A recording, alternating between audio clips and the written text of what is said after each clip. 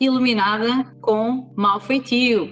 Então, eu comecei a escrever este livro há uns 6 anos atrás. Eu tenho uma forma interessante, mas às vezes para outras pessoas um pouco complicada de acompanhar, porque é como se eu tivesse um raciocínio muito rápido, em que eu interligo os eventos da minha vida, passados no meu passado, no presente, e consigo perceber e ligar a mesma lição que está presente nesses vários eventos. E nos últimos 6 anos eu tive um acelerar no meu despertar espiritual, em que o meu tema foi tentar entender o que era uma escolha da alma, tentar me alinhar com essa escolha da alma, mesmo que não fosse, lá está, ter um comportamento espiritualmente correto, eu tinha que ir, através da lei da verdade, alinhar-me com a minha verdade, e por causa disso eu tive que lidar com muitas dinâmicas tóxicas, de pessoas que já estavam na minha vida e que reagiram à minha mudança, e de pessoas que eu fui encontrando, nomeadamente seguidores do meu trabalho, pessoas que me abordavam, pessoas da espiritualidade que me abordavam e como eu não estava a ir ao encontro das crenças delas, começavam-me a criticar,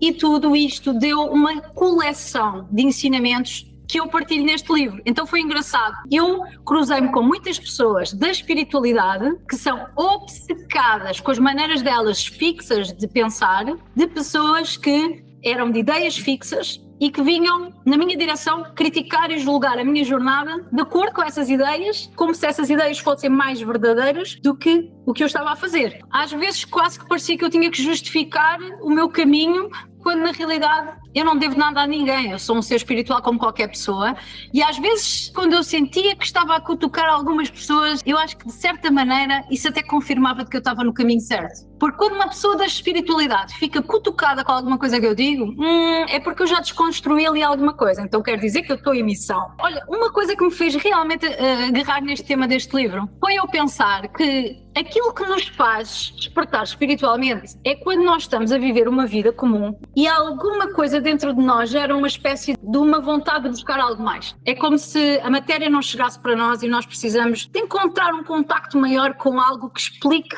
estes eventos de uma forma mais elevada. E aí a gente desperta e começamos a ser guiados para estes sistemas da espiritualidade. Portanto, as pessoas vão à busca da espiritualidade numa tentativa de se libertarem dos condicionamentos que a experiência na matéria lhes provoca, certo? E é tão curioso que às vezes as pessoas depois entram na espiritualidade e tornam a ficar presas a conceitos e não se percebem logo que estão a fazer a mesma coisa, mas numa versão mais espiritualizada. E isso foi um dos motivos que me fez querer escrever o livro, que é o porquê que as pessoas quando vão para a espiritualidade querem ser pessoas espirituais, e há um conceito à volta de o que é ser espiritual, e as pessoas tentam encaixar nisso e depois não funciona com elas. E este título não está aqui por acaso. Eu escolhi Iluminada com Mau Feitio. Porquê? Porque eu, antes do meu despertar, eu era aquela pessoa que dava demasiado, não sabia dizer não, era a programação que eu tinha no meu inconsciente, aquela pessoa que era super boazinha, super querida, toda a gente adorava, é um facto. Mas depois de eu começar a despertar, eu comecei a perceber que isso não era o meu eu verdadeiro, não era o meu eu mais autêntico, e começaram a sair estas camadas. E cada vez que eu falava de acordo com a minha verdade interior, eu era criticada, às vezes até pelas pessoas da minha família, que diziam que eu tinha mau feitio. Estavam sempre a dizer, lá estás tu com o teu mau feitio, nananana. E eu agarrei nisso e pensei, então quem tem a fama tem o proveito, não é? Então bora lá pôr isso no título do livro. Então, eu demorei 6 anos a escrever o livro porque eu também resisti a alguns ensinamentos, não é? Sou igual a todas as pessoas. Este era o primeiro título que eu tinha para o livro, Iluminada com Mau Feitio, porque eu agarrei nessa crítica que eles me faziam, estão a ver? Entretanto, como eu ainda não estava confortável com a ideia de me assumir como esta pessoa autêntica, havia um lado meu que já era autêntico, mas havia um lado meu que ainda se estava a desformatar, houve uma altura que eu senti que devia mudar o título do livro. E eu acho que mudei 2 vezes o título do livro, mas eu já nem me lembro desses 2 títulos que eu tentei colocar no livro, ok? Lembro-me de um deles que era Verdades e Mentiras Espirituais, que era também, lá está, uma desconstrução deste paradigma do que é ser espiritual, não é? Acabava por ter a ver com o tema do livro. Mas no final do livro, quando toda a estrutura apareceu para mim, não é? E eu comecei a perceber como é que ia ficar, eu tive cá dentro aquela certeza, não, eu tenho que voltar ao título original, este é o título. Este é o título. E pronto, acabou até por ser engraçado, porque eu também tirei umas fotografias assim com a mão na cintura, do género Mau Feitio. E acabou por ficar este o título. É como se cada capítulo, cada tema que eu ponho aqui, eu tivesse que integrar mais uma parte minha de mau feitio. Do género, escrevia mais um capítulo e esperava um pouco, do género, ok, eu também sou assim, aqui nesta vida eu vim para ser assim. Não é que eu seja em essência, porque nós em essência não temos nada. É pura luz, ok? Mas nesta vida eu venho para ser assim. E cada vez que eu escrevia aquilo e afirmava aquilo, com a intenção de um dia vir a publicar, eu também sabia que eu não ia guardar aquilo só para mim. Então eu estava a afirmar aquilo para o mundo. Eu também sou assim. E depois vinha a integração dessa transformação em mim, não é? É como se caísse a ficha. Cada vez que eu escrevi um capítulo, cai a ficha. É um bocado assim. E nesse aspecto, acho que foi difícil por causa desta...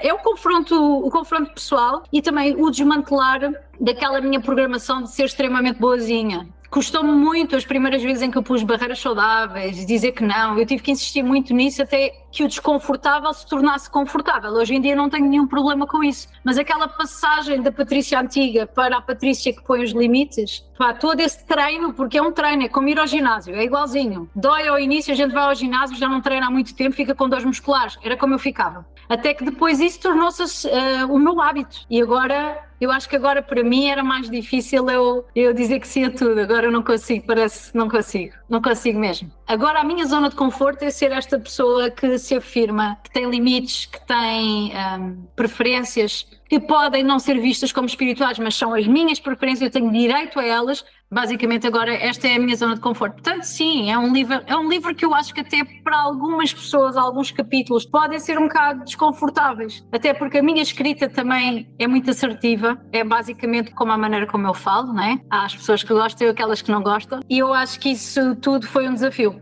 E nós temos aqui uma convidada especial, que é nada mais, nada menos do que a Elisa Diana, mas ela veio aqui não é só a título de ser minha assistente. Propus à Elisa ela fazer a correção dos meus livros e nós começámos a fazer a correção dos meus livros, temos estado a fazer aos poucos, e os últimos 2 livros que eu lancei, que foi o Almas Gêmeas para Além do Rótulo e este, agora, ela fez a correção dos livros mesmo antes de eu lançar. A primeira pergunta sobre o meu livro que eu vou fazer à Elisa, porque já que ela corrigiu e leu e também acompanhou-me a mim nestas lições, eu quero saber o que é que a Elisa mais gostou deste livro. Então, o que você comentou aí, que eu acompanhei você nessas lições, e é que a gente viu que é mais ou menos quase a mesma época, né, que você começou a escrever o livro, e desde que a gente se conheceu, né, acho que você começou 1 ano antes, mais ou menos. Então, eu meio que, né, te conheço mais ou menos nesse período que você, né, levou para escrever esse livro. Então, o que eu mais gostei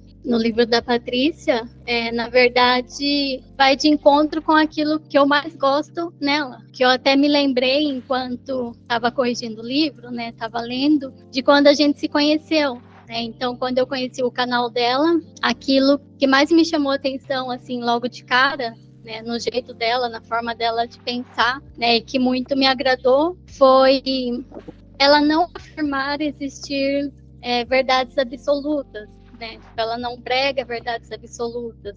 Na maioria das vezes a gente encontra, né, nas religiões e também dentro da espiritualidade, conceitos e crenças, né, muito rígidas, né? Então, as pessoas dizem é assim, né, tem que ser assim, não pode ser de outra forma.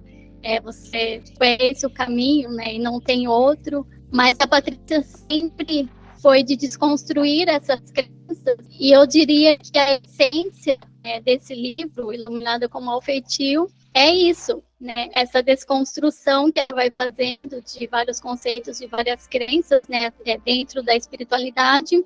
E isso é o que eu mais gostei, né? Porque isso é uma coisa que eu me identifico até bastante, né? De você fazer aquilo, né? Você ser, você agir, você fazer aquilo que faz sentido para você, né? E não só porque alguma pessoa, né, diz que tem que ser de determinada forma. Então é isso que eu mais gostei, né? E que eu também gosto nele, que eu vejo bastante, que é essa desconstrução, né? Tipo, você realmente seguir, fazer aquilo que faz sentido para você, né? E às vezes, uma coisa que faz sentido pra gente num determinado momento da nossa vida, pode não fazer mais sentido, né? Tipo, em outro momento, né? Então também não ter medo, né? De de largar determinadas crenças, né, determinados conceitos que já não nos fazem mais sentido, né, mesmo que antes a gente tenha defendido determinados pensamentos. Segunda perguntinha que eu tenho para a Elisa, que é: o que é que tu achas, Elisa, que as pessoas poderiam beneficiar de lerem este livro? Por que eu indicaria, né, esse livro às pessoas? Por que eu acho que as pessoas devem ler esse livro, né? Então, essa resposta também reflete um pouco a resposta que eu dei da pergunta anterior, né? Para mim, a leitura desse livro é como se fosse uma espécie de autoconhecimento. Faz a gente se conhecer melhor, né? Em que sentido? Porque quando a Patrícia levanta ali, né, os temas, né, ali dentro do livro, colocando os questionamentos, né, acerca de vários temas da espiritualidade, das formas como a gente se comporta, né, aquilo que a gente faz. Então, a gente acaba refletindo, né, nas nossas próprias ações, né, naquilo que a gente naquilo que a gente faz, e é uma forma de, tipo, nos dar a oportunidade de pensar se a gente faz e se a gente age, né, realmente porque aquilo é quem nós somos, ou se a gente faz, né, porque disseram pra gente que tem que ser daquela forma. Então é uma forma, né, como eu falei anteriormente, da gente ir desconstruindo, né, várias crenças e vários conceitos, né. É um mergulho, né, nesse autoconhecimento, né, da gente se conhecer melhor e você ir refletindo, né, sobre as suas próprias ações, né, sobre aquilo que você faz, sobre aquilo que você né. Então você tem essa oportunidade de se desconstruir, de se conhecer.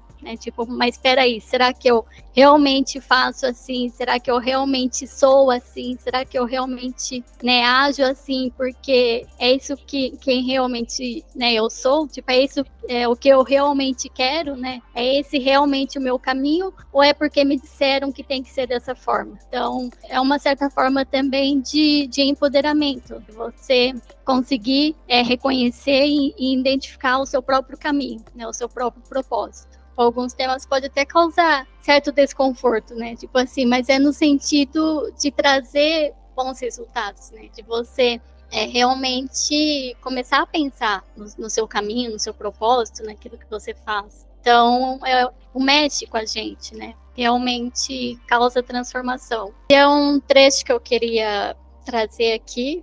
Acho que resume bem aquilo que a gente disse até agora, né? Começa assim o parágrafo. Todos nós temos preferências para a nossa vida em geral, mas também no que toca à forma como experienciamos a espiritualidade.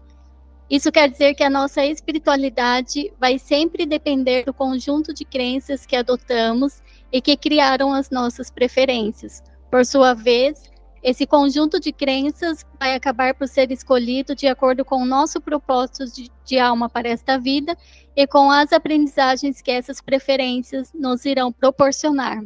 Isso não significa que a nossa forma única de viver a espiritualidade seja melhor do que as outras, nem que corresponda à verdade universal e que todas as outras estejam erradas. Você até comentou sobre aquele e-mail que uma pessoa te enviou dizendo que você estava errada na sua forma lá de pensar. Aqui você fala muito bem isso, né? Então é muito de cada um mesmo encontrar o seu caminho, né? Encontrar aquilo que faz sentido para si. E eu acho que isso é bem todo o seu trabalho, né? Tudo aquilo que você ensina, né? Em todas as áreas, né? Tipo, você é sempre muito autêntico em tudo aquilo que você faz. De seguir o seu coração, de seguir aquilo tipo, que faz sentido para você, né? E é o que você ensina também às pessoas, né? As pessoas buscarem sempre seguir a sua intuição, né? Seguirem o seu coração e não apenas, né, seguir por seguir, né? Digamos assim, seguir aquilo que as outras pessoas dizem que é certo. Isso que eu aprendi muito com você, né? Durante todos esses anos que a gente se conhece.